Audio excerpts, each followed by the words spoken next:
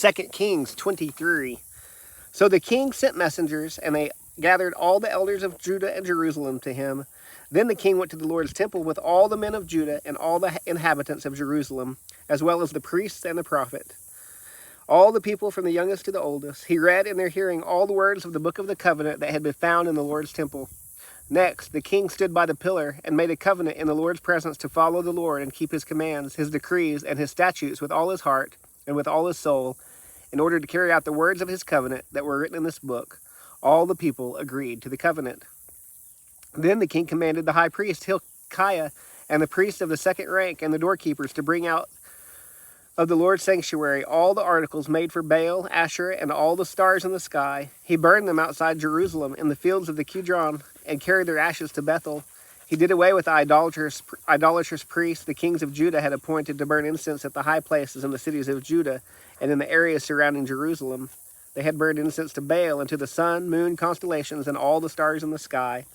He brought out the Asherah pole from the Lord's temple to the Kidron Valley outside Jerusalem. He burned it at the Kidron Valley, beat it to dust, and threw its dust on the graves of the common people. He also tore down the houses of the male cult prostitutes that were in the Lord's temple, in which the women were weaving tapestries for Asherah.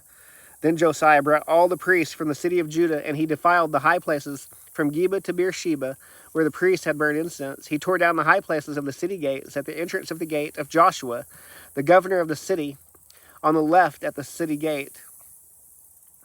The priests of the high places, however, did not come up to the altar of the Lord in Jerusalem. Instead, they ate unleavened bread with their fellow priests. He defiled Topheth, which is in Ben Hinnom Valley, so that no one could sacrifice his son or daughter to the fire to Moloch. He did away with the horses that the kings of Judah had dedicated to the sun. They had been at the entrance of the Lord's temple, in the precincts by the chamber of Nathan-Melech, the eunuch. He also burned the chariots of the sun. He tore down the altars that the kings of Judah had made on the roof of Ahaz's upper chamber.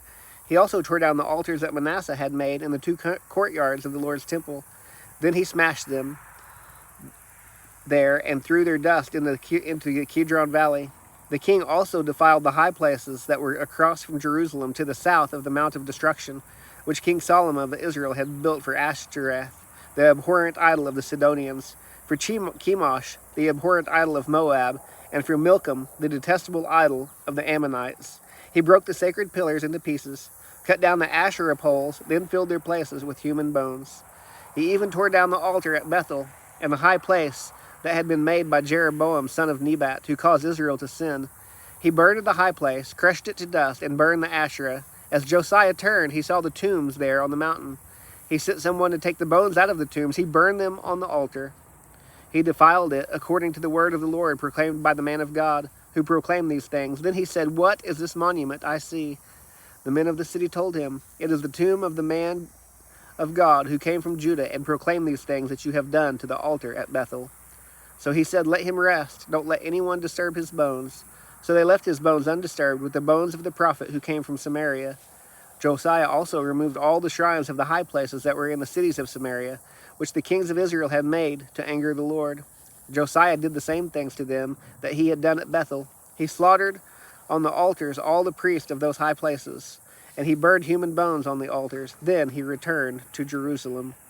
The king commanded all the people, "Observe the Passover of the Lord your God as written in the book of the covenant."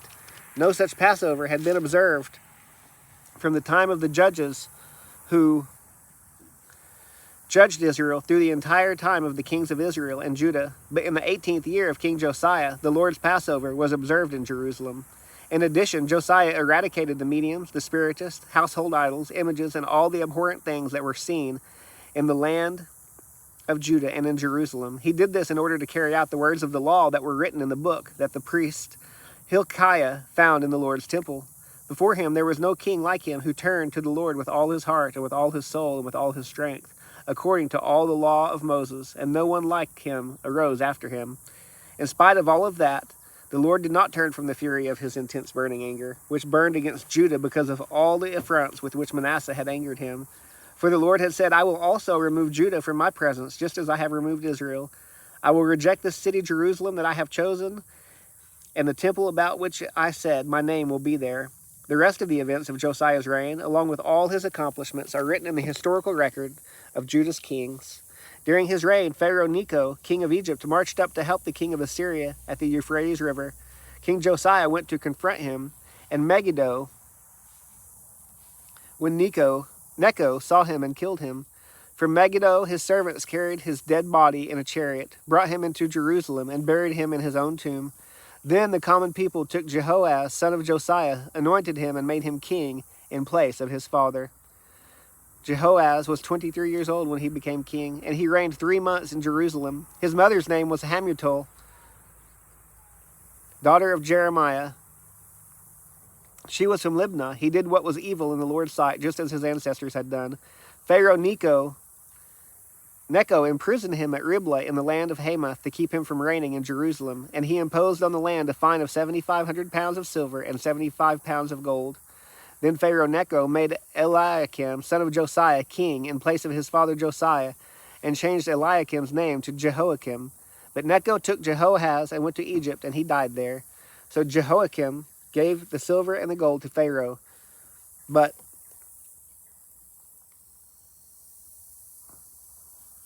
at Pharaoh's command, he taxed the land to give it. He extracted the silver and the gold from the common people, each according to his assessment, to give it to Pharaoh Necho.